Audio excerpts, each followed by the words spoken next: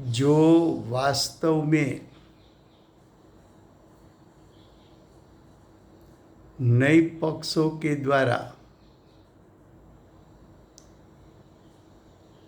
खंडित नहीं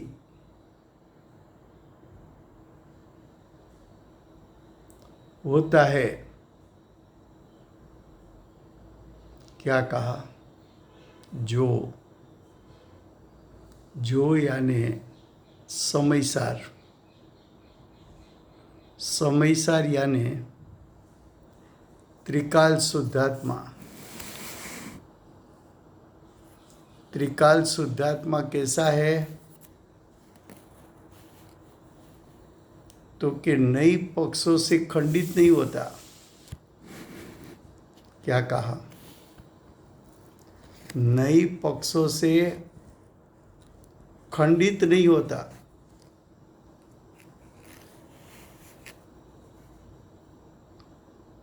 क्या कहा? नई पक्ष क्या है? तो क्या आत्मा के एक एक अंश को जानने वाला ज्ञान, वो ज्ञान खंड खंड है, वो ज्ञान विभाजित है। तो आचार्य भगवंत कहते हैं कि नई पक्षों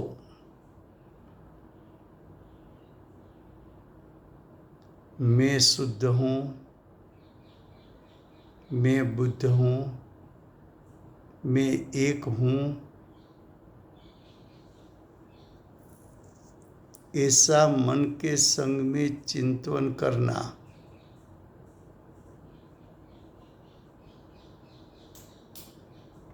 उसको नई पक्ष कहा। ये चिंतवन राग है।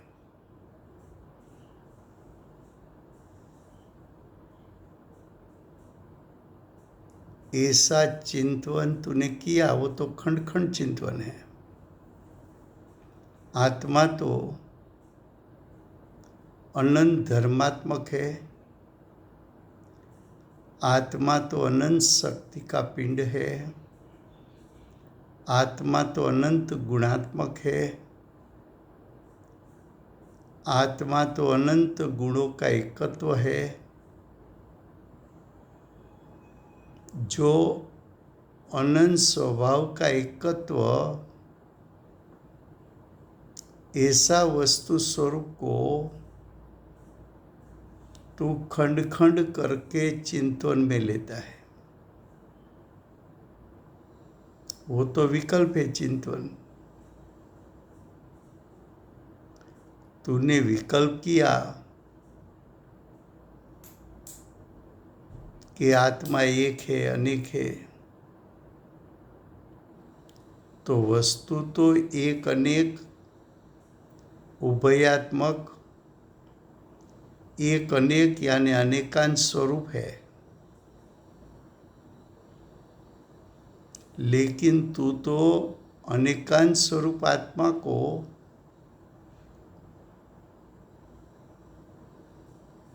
अपने भाव में खंड करके चिंतन करता है।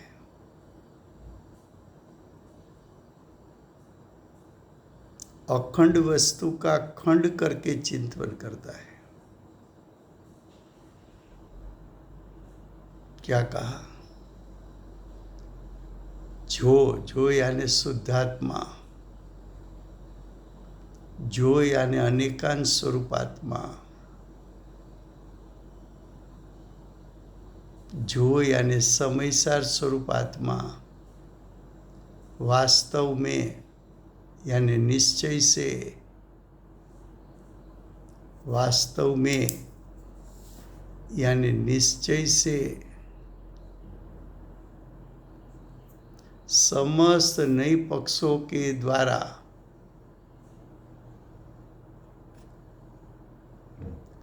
नई पक्ष आत्मा के स्वरूप को, जो आत्मा का स्वरूप अभेद है, एक रस है, एक रूप है, एकत्व स्वरूप है, तन्मय है, तदाकार है, अविनाभावी है,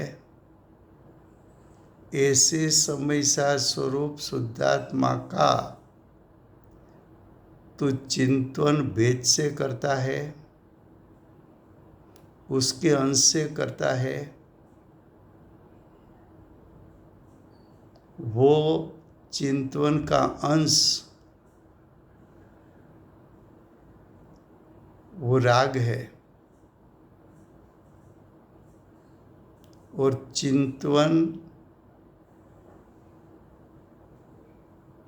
जो ज्ञान का विषय कहने में आए तो वो खंडित ज्ञान है, वो नई ज्ञान है।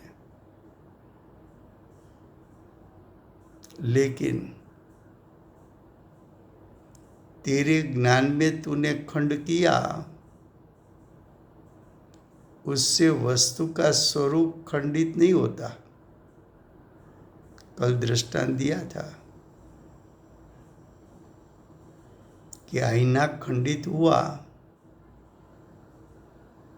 उसमें हाथी का प्रतिबिंब खंडित दिखने में आया। वो तो आईना में खंडित दिखने में आया, वास्तविक हाथी तो अखंडित था।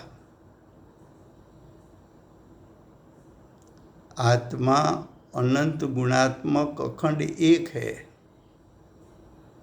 आत्मा में अनंत गुणों अभेद एक स्वरूप है। आत्मा अनंत गुणों का एकत्व एक है।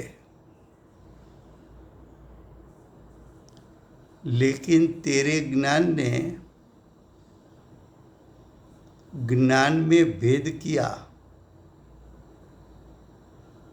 कि आत्मा एक है, आत्मा अनेक है। ऐसे तेरे ज्ञान में भेद हुआ,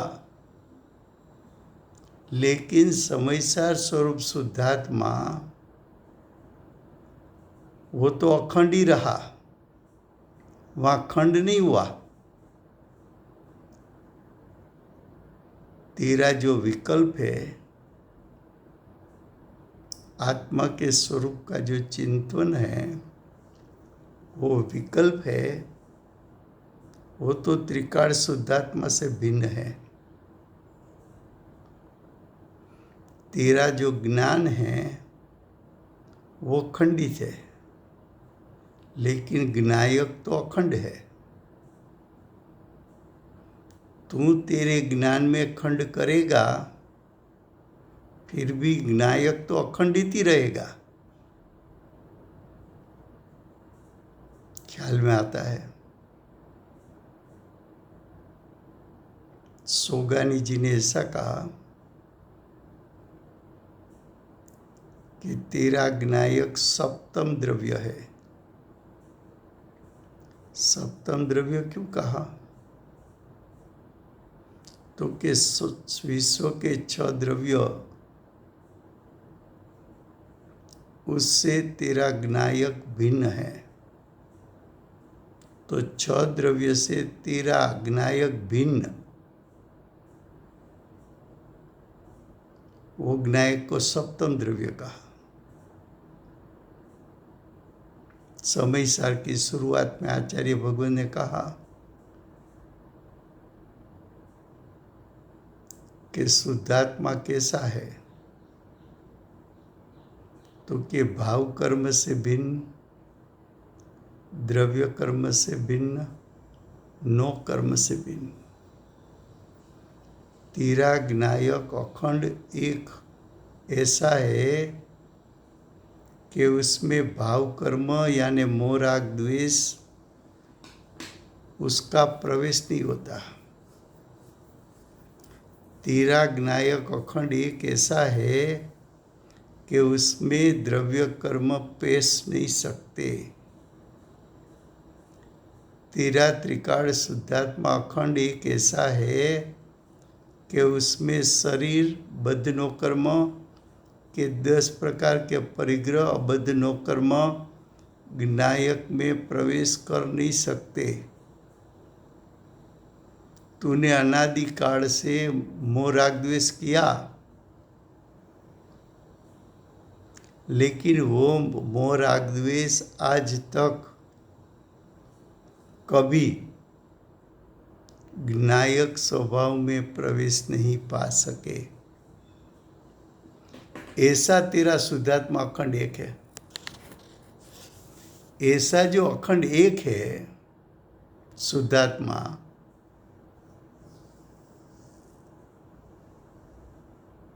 वो नई पक्ष के द्वारा खंडित नहीं होता। अब आगे, खंडित नहीं होता हुआ जिसका समस्त विकल्पों का व्यापार रुक गया है। क्या कहा? ये जो अखंड त्रिकाल शुद्धात्मा है, उसका जब तू अवलंबन लेगा तब विकल्पों का व्यापार रुक जाएगा।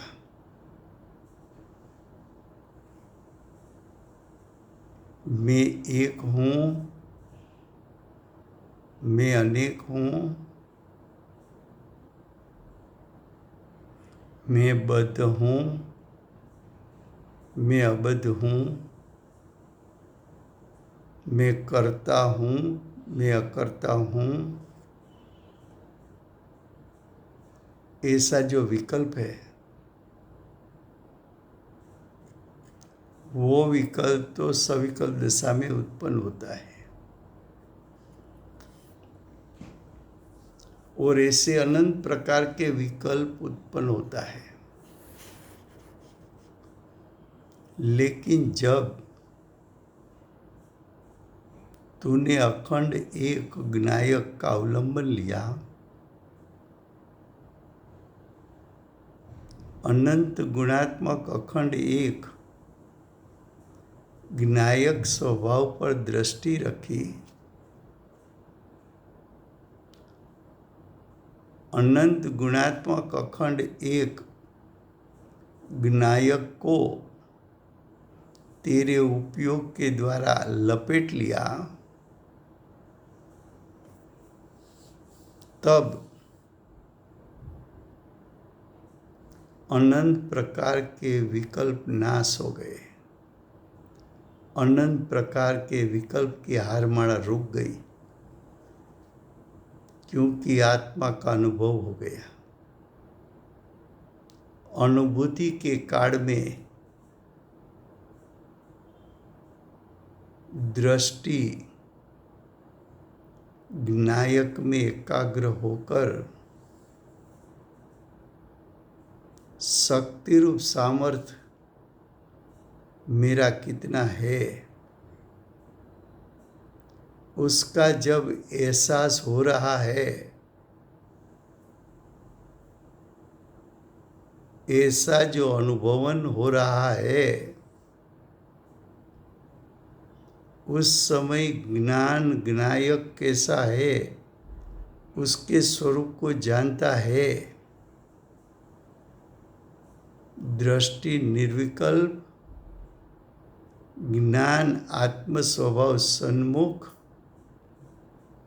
और चारित्र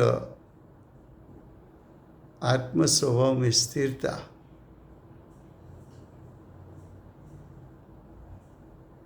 तो आत्म स्वभाव को प्रतीत किया, आत्म का स्वरूप निर्विकल्प ज्ञान में जाना और आत्मा में स्थिरता एकाग्रता लीनता की, तब अनंत में से किसी प्रकार का नई का विकल्प उत्पन्न होता नहीं है।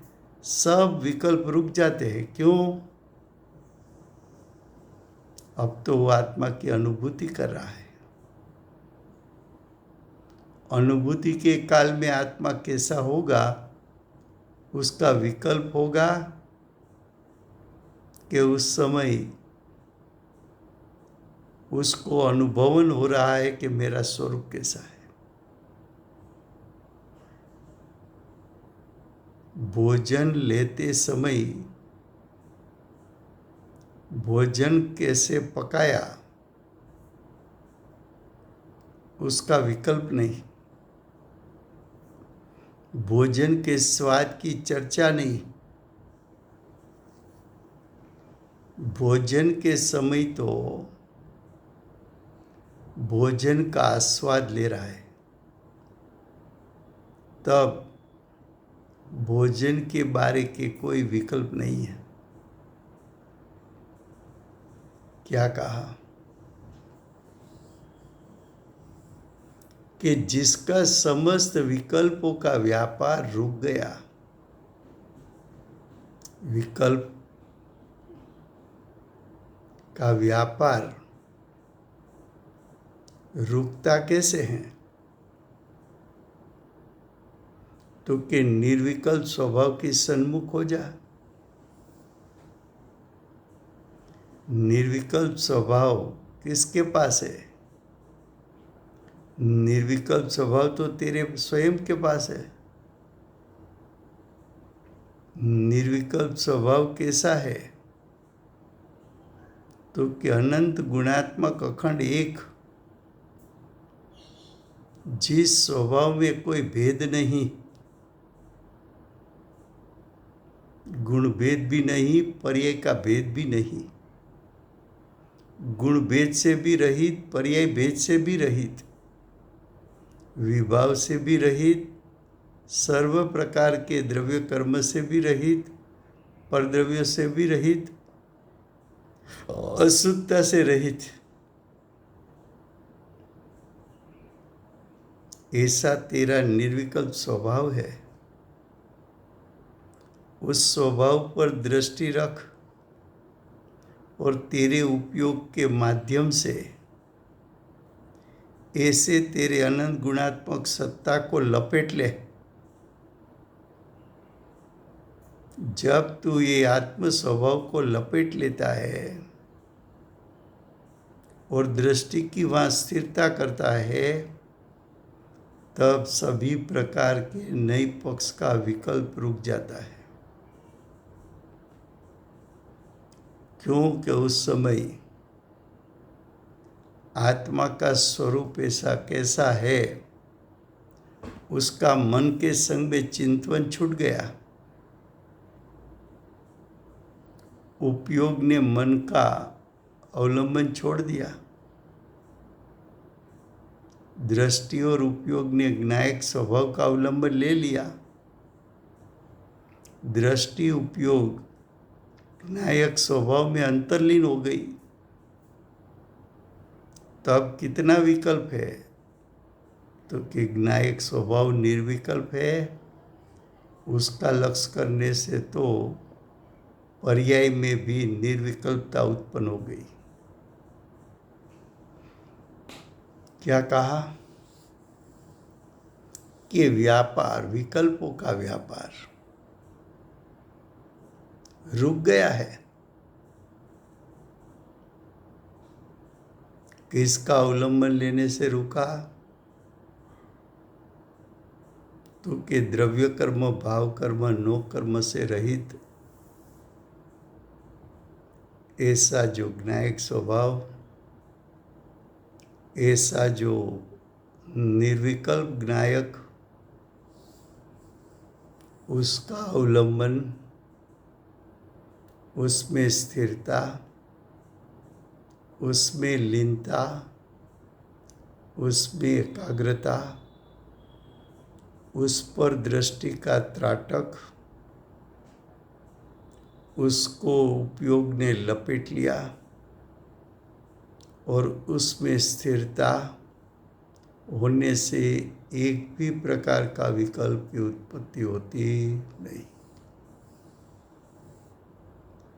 तो कि विकल्पों का व्यापार तो रुक गया है।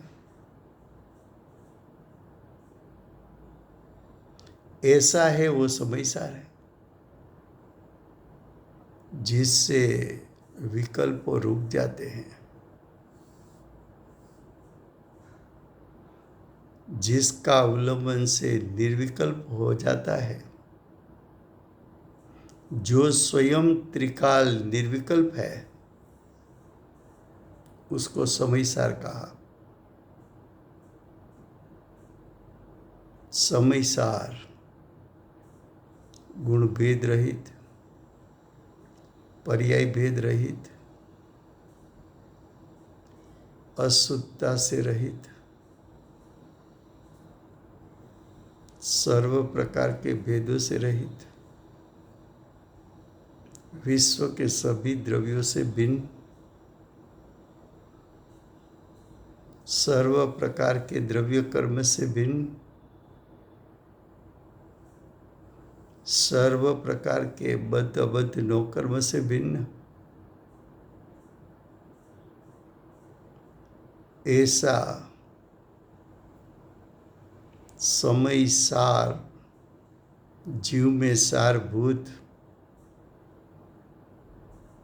जीव में सारभूत जीव का शुद्ध स्वभाव, वो समय सार है। क्या कहा आगे? वास्तव में ये एक को ही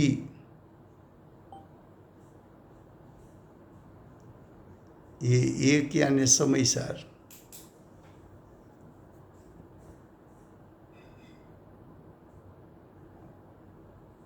ये का अर्थ है समय सार।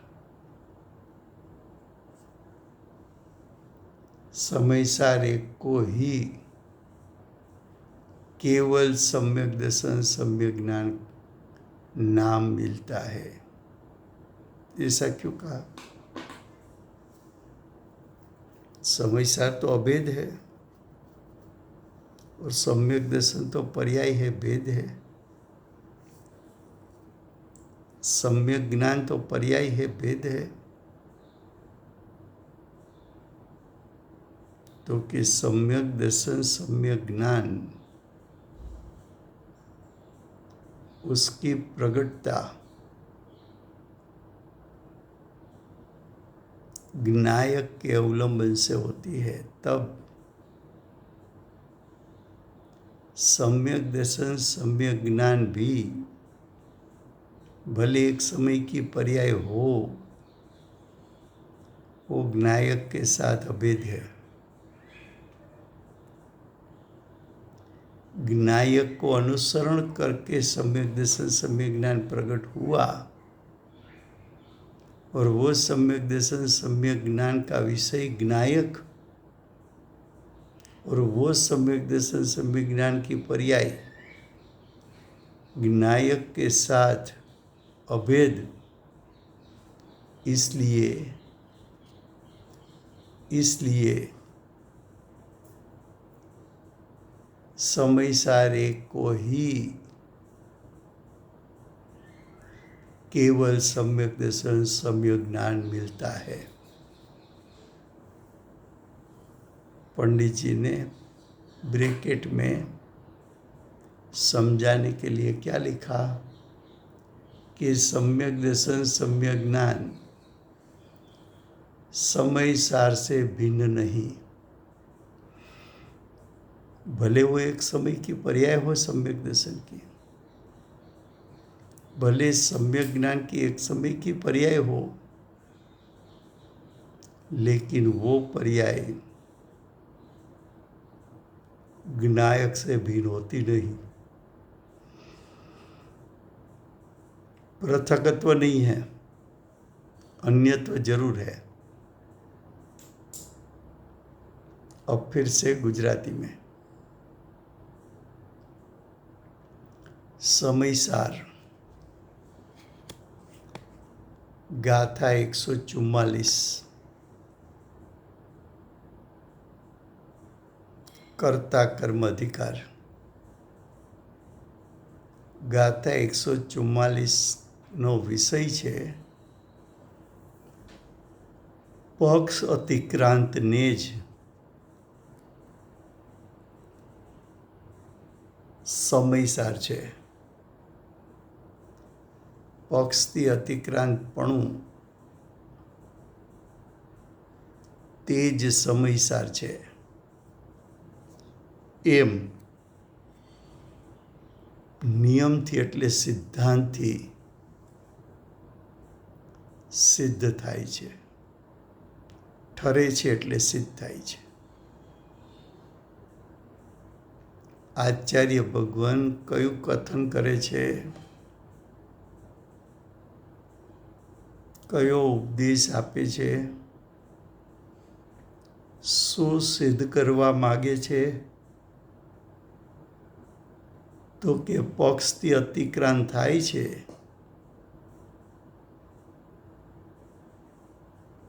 તે જ સમયસાર છે. એની ટીકા ચાલે છે. ટીકામાં જે ખરેખર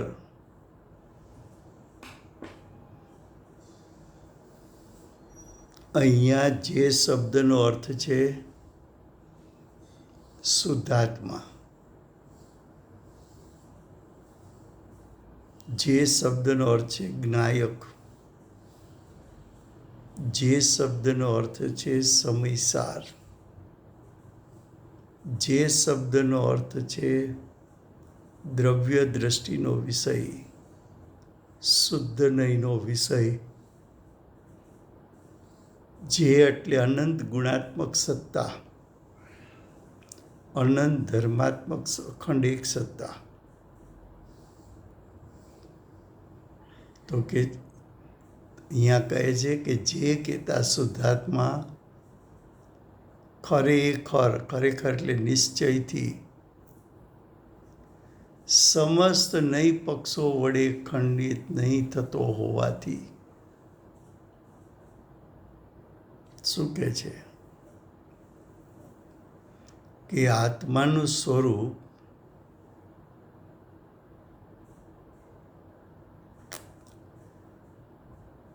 છે તો અનંતું.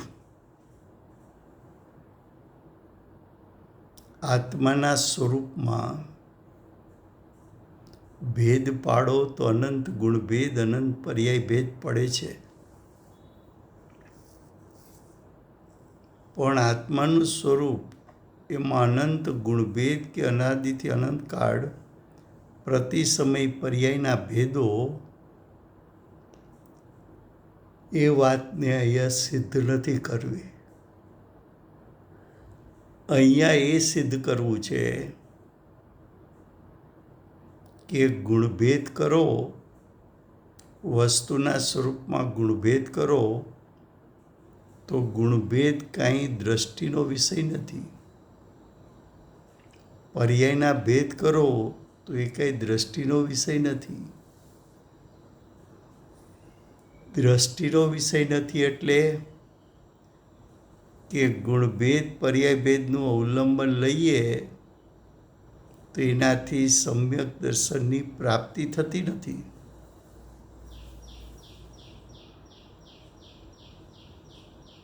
તો પછી અહીં જે એટલે શું? તો કે જે એટલે શુદ્ધાત્મા.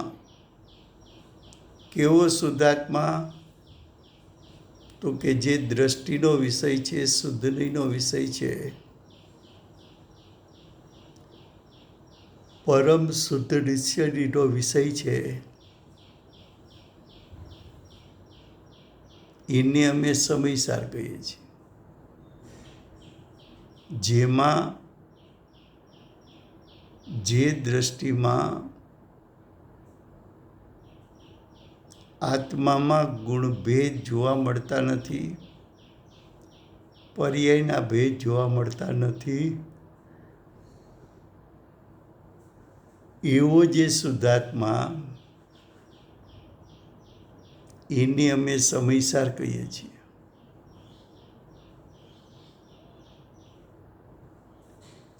હવે કહે છે કે આ જે શુદ્ધાત્મા છે એ ખરેખર એટલે નિશ્ચયથી શુદ્ધાત્મા કેવો છે? તો કે નહીં પક્ષ વડે ખંડિત કરી શકાતો નથી. તો કે નહીં પક્ષ વડે ખંડિત કરી શકાતો નથી એટલે શું?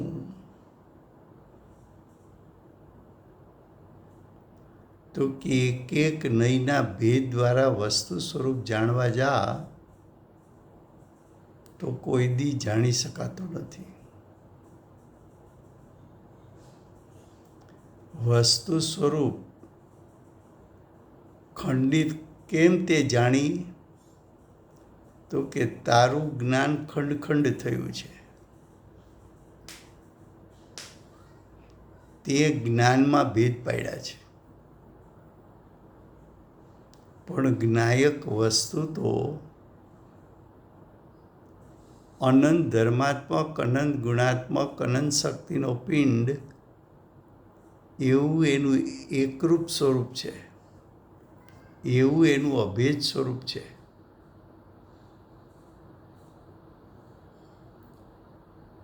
તો કે આવા અભેદ સ્વરૂપને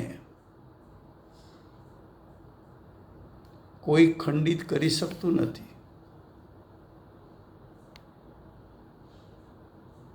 જીવ અનાદિકાળથી પોતાના સિવાય અનંત જીવો અને 5 અજીવ દ્રવ્યોના સંગમાં રહ્યો છે. પણ એ 6 દ્રવ્યો આત્માના ત્રિકાળ સ્વરૂપને ખંડિત કરી શકતા નથી.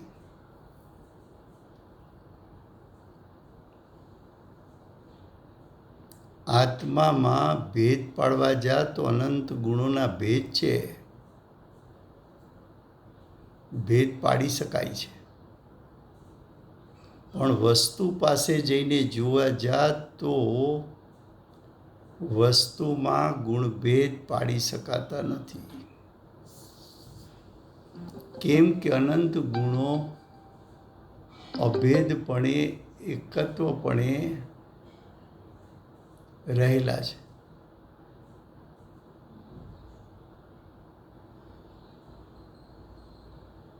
તો કે જ્ઞાયક તેમાં ગુણભેદ નથી, પર્યાય ભેદ નથી, વિકલ્પોના ભેદ નથી. આવો કોઈ પરિપૂર્ણ શુદ્ધ જ્ઞાયક છે? એનું સ્વરૂપ અવિભાજિત, જેનું વિભાજન ન કરી શકાય, અખંડિત, જેમાં ખંડ ન પાડી શકાય, શુદ્ધ, જે સ્વભાવમાં અશુદ્ધતા દાખલ ન થઈ શકે.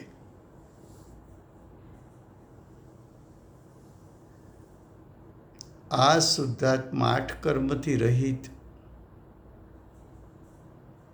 આ શુદ્ધાત્મા કર્મથી કદી બંધાતો નથી. આ શુદ્ધાત્મા 4 ગતિ રૂપે થતો નથી. આ શુદ્ધાત્માનું શક્તિરૂપ સામર્થ્ય વધઘટ થતું નથી. આ શુદ્ધાત્મામાં ગુણભેદ નથી. આ શુદ્ધાત્મામાં સંયોગી ભાવ, મોહ, રાગ, દ્વેષ પ્રવેશી શકતા નથી. આવું જેનું અખંડ શુદ્ધ પરિપૂર્ણ સ્વરૂપ છે, એને આચાર્ય ભગવાન કહે છે કે નહીંના પક્ષો વડે ખંડિત નહીં થતો હોવાથી, હવે આગળ કહે છે, જેના સમસ્ત વિકલ્પોનો વ્યાપાર અટકી ગયો છે. કોના વિકલ્પો નાશ પામી ગયા? કોના વિકલ્પો અટકી ગયા? કોના વિકલ્પો ક્યારે અટકે, ક્યારે નાશ પામે?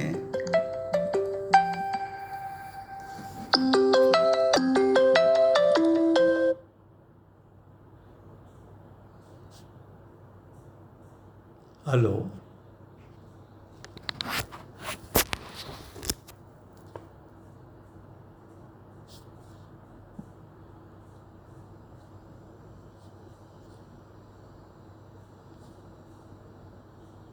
સંભળાય છે બધાને?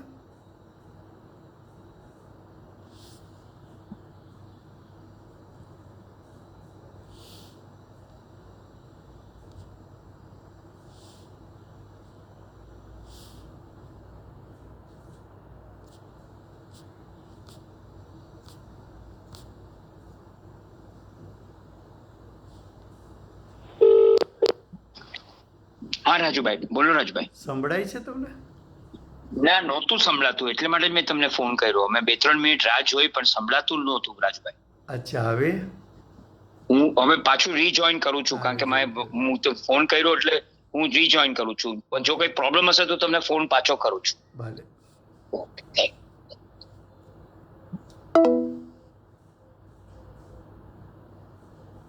There are 8 participants in the conference. Recording did not start because your storage is full. Please log in and delete recordings or purchase more storage from your account. Hello Rajubhai. હવે શરૂ કરું છું. હા, હવે સંભળાય છે, હવે સંભળાય.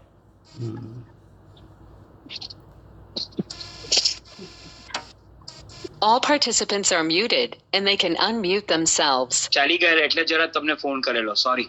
હા, શું કહે છે કે સમસ્ત વિકલ્પોનો વ્યાપાર અટકી ગયો છે. તો કે સમસ્ત વિકલ્પો એનો વ્યાપાર અટકે ક્યારે?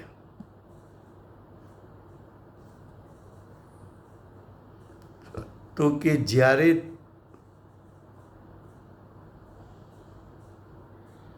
તું નિર્વિકલ્પ ત્યારે થઈ શક કે નિર્વિકલ્પ સ્વભાવી જો જ્ઞાયક છે એનું તું અવલંબન લે.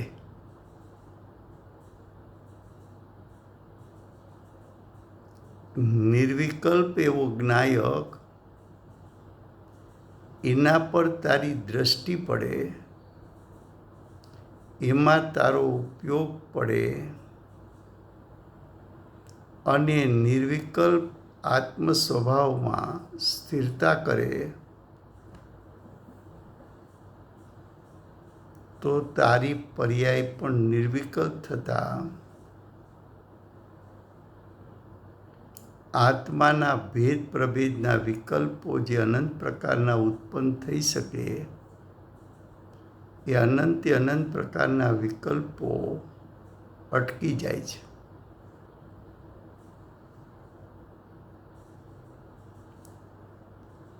મનના સંગે આત્માનું સ્વરૂપ કેવું છે એનું ચિંતન કરવું, એ ચિંતનમાં પણ વ્યવહારના પક્ષને છોડીને માત્ર નિશ્ચયના પક્ષનું ચિંતન કરવું, તો પણ એને રાગ કહ્યો છે, નહીં પક્ષ કહ્યો છે. કારણ કે મન દ્વારા, મનના અવલંબન દ્વારા જ્ઞાયક સ્વભાવને ગ્રહી શકાતો નથી. મનનો સંગ છૂટે તો જ જ્ઞાયક ગ્રહી શકાય. તારા ઉપયોગમાં એટલી જ શક્તિ છે કે તારો ઉપયોગ એક સમયમાં એકને ગ્રહી શકે. જો તે મનનું ગ્રહણ કર્યું તો તું જ્ઞાયકનું ગ્રહણ નહીં કરી શકે. જ્ઞાયકનું ગ્રહણ કર્યું તો મનનું ગ્રહણ નહીં કરી શકે. પણ મનના સંગે તો મન પરદ્રવ્ય છે. એ પરદ્રવ્યના લક્ષ્ય તો રાગની ઉત્પત્તિ થશે. સ્વદ્રવ્યના લક્ષ્ય વિતરાગતા પ્રગટ થશે. મનના સંગમાં તો વિકલ્પ ઉત્પન્ન થશે. જ્ઞાયકના સંગમાં નિર્વિકલ્પની ઉત્પત્તિ થશે. મનના સંગમાં રાગની ઉત્પત્તિ દુઃખનું કારણ થશે. જ્ઞાયકના સંગમાં ઉત્પન્ન થતી વિતરાગતા અતિન્દ્રિય સુખનું કારણ થશે. તો કે છે આ વિકલ્પોનો વ્યાપાર અટકે કોને અને અટકે ક્યારે? તો કે એ વિકલ્પો અટકે ક્યારે અટકે?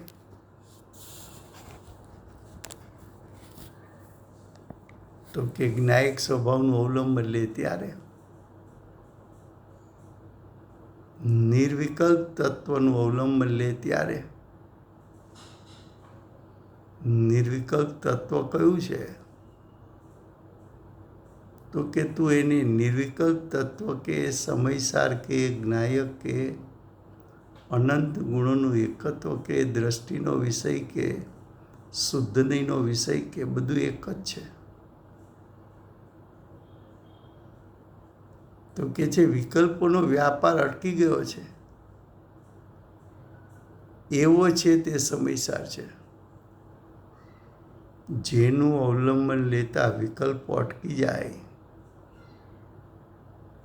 તે સમયસાર, તે શુદ્ધાત્મા, તે સમયનો સાર,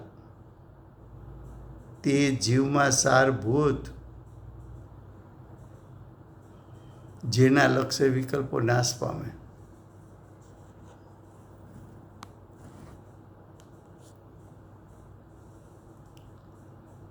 હવે આગળ કહે છે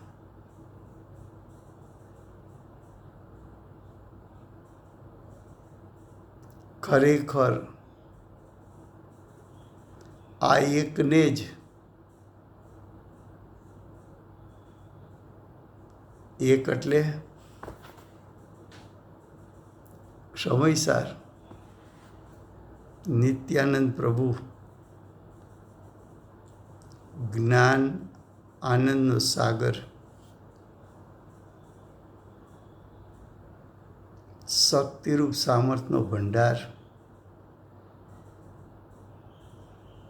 અનંત લક્ષ્મીવાન અનંત સ્વભાવવાન અનંત ગુણવાન અનંત ધર્માત્મક એવો એકને જ કેવળ આ એકનું તું લક્ષ્ય કરીશ તો વર્તમાન પર્યાયમાં સમ્યક દર્શન સમ્યક જ્ઞાન પ્રગટ થશે. એ સમ્યક દર્શન સમ્યક જ્ઞાનની પર્યાય જ્ઞાયક સાથે સમયસાર સાથે અભેદ છે.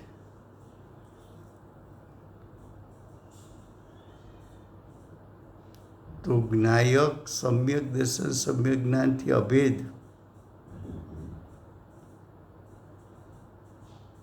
એ સમ્યક દર્શન જ્ઞાનની પર્યાય સમયસારથી જુદી નથી.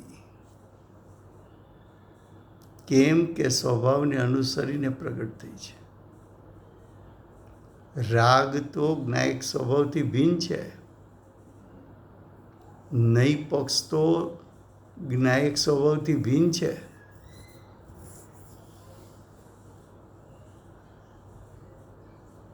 ખ્યાલમાં આવે છે.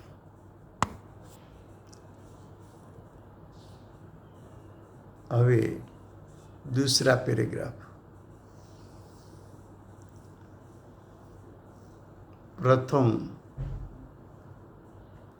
प्रथम का अर्थ क्या है? कि सम्यक दर्शन प्राप्त जिसको करना है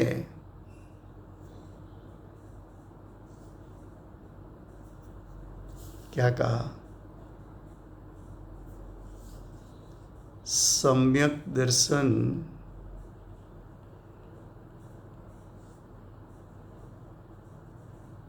जिसको प्राप्त करना है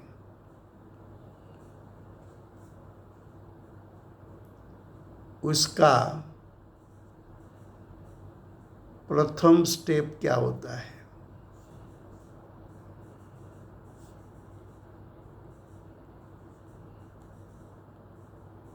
प्रथम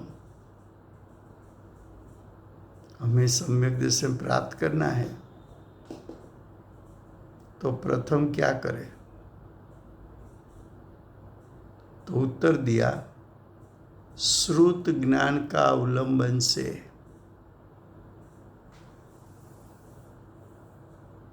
श्रुत ज्ञान क्या है? तो कि श्रुत ज्ञान अर्थात दिव्य ध्वनि, श्रुत ज्ञान अर्थात त्रिकाल जिनवाणी, श्रुत ज्ञान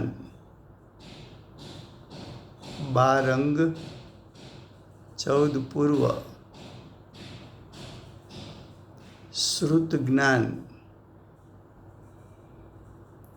ज्ञानी का उपदेश,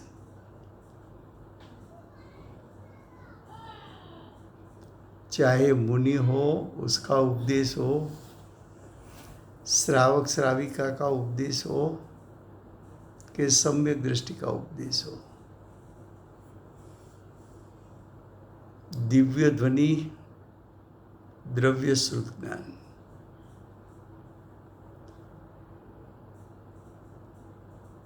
शाश्वती जिनवाणी द्रव्य श्रुत ज्ञान, बारंग 14 पूर्व वो भी श्रुत ज्ञान।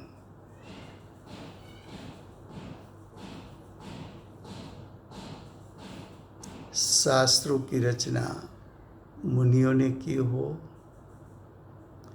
श्रावक श्राविका ने की हो, अर्जिका ने, क्षुल्लक ने की हो कि सम्यक दृष्टि ने की हो, सभी ज्ञान को श्रुत ज्ञान कहा। दिव्य ध्वनि को श्रुत ज्ञान कहा। क्यों? तो कि दिव्य ध्वनि तो केवली को होती है, उसके पास तो केवल ज्ञान है।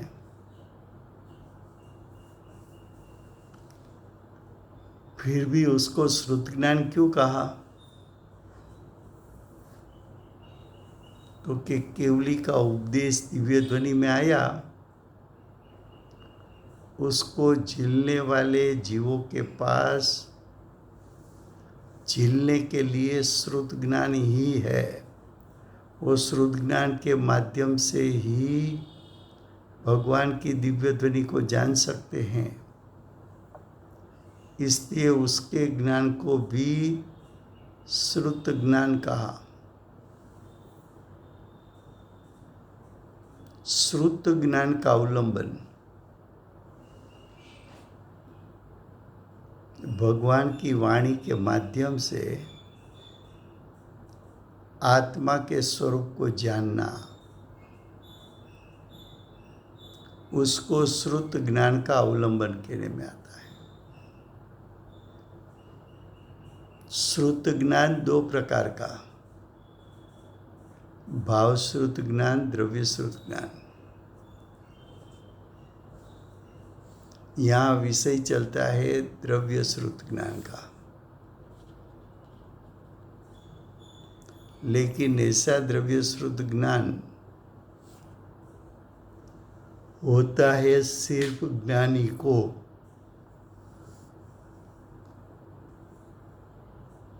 तो क्या कहा? श्रुत ज्ञान का अवलंबन से ज्ञान स्वभाव आत्मा का निश्चय करके, उसका अर्थ क्या? तो कि ज्ञानी का उपदेश सुना, ज्ञानी का उपदेश सुनना, ज्ञानी का उपदेश का ग्रहण करना और वो ज्ञानी का उपदेश के माध्यम से आत्मा का स्वरूप कैसा है प्रथम जानना। तुझे सम्यक दर्शन प्राप्त करना है तो प्रथम क्या करेगा? ज्ञानी गुरु की वाणी सुन, ज्ञानी गुरु की तत्व चर्चा सुन, ज्ञानी गुरु ने ये शास्त्रों का अर्थ क्या किया है उसका पठन पाठन कर। ऐसा क्यों करूं? तो कि ज्ञानी के उपदेश में विश्व के सभी आत्मा का स्वरूप कैसा होता है वो ज्ञानी आत्मा के अनुभव पूर्वक तुझे दिखाएंगे। ज्ञानी ने आत्मा को निर्विकल्प ज्ञान में जाना है, दृष्टि में शुद्धात्मा को ग्रहण किया है,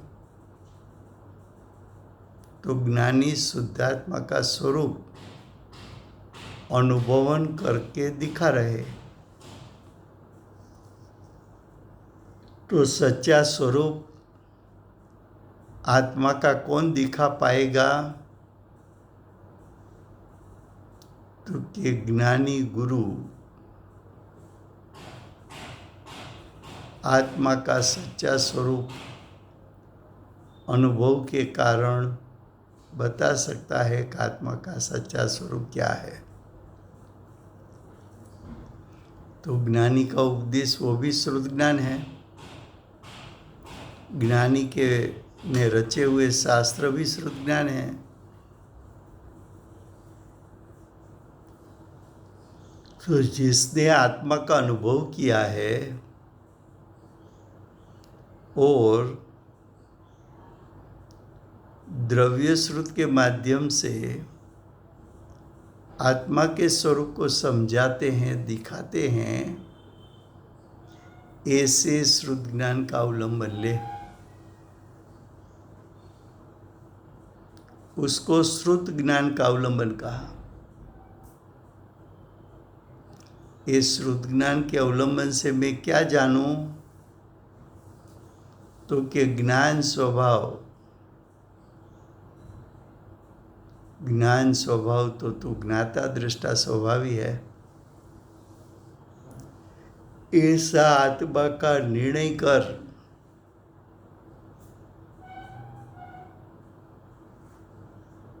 बेंश्री ने 16 साल की उम्र में पत्र लिखा है, उसमें प्रथम वाक्य ये है कि आत्मा ज्ञान और सुख का पिंड है।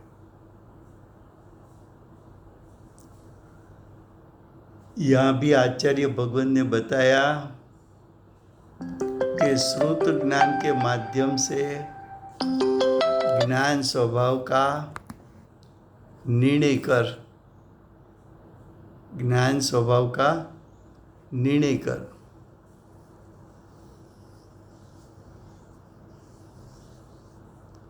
तो કહે છે કે આત્મા का निर्णय कर।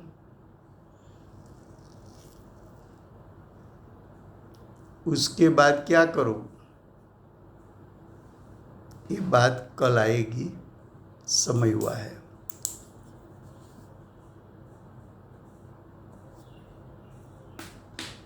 वर्तमान 24 प्रथम तीर्थंकर बाल ब्रह्मचारी श्री महावीर भगवान नो जय हो। મહાવિદ્ય ક્ષેત્રે બિરાજતા પ્રથમ તીર્થંકર ધર્મ ધુરંધર અનંત ચતુષ્ટયના ધારક દિવ્યધ્વનિના દાતાર આપણા શાસન ઉપકારી સિમંદર ભગવાનનો જય હો. કડીકાળ સર્વજ્ઞ કેવળ જ્ઞાનની તળેટીમાં બેઠેલા મહાસમર્થ આચાર્ય ભગવત શ્રી કુંકુંદાચાર્ય દેવનો જય હો. વર્તમાન કાળે સમ્યક દર્શનનું સ્વરૂપ સમજાવનાર તીર્થના નાયક, તીર્થના સ્થાપક, તીર્થના રાજુભાઈ પરમ કૃપાળુ શ્રી સદગુરુ દેવનો જય હો. પૂજ્ય I Gurudev think he's offline again. અહીંયા દેખાતું નથી આમાં. मेरा फोन और ये दोनों चालू है.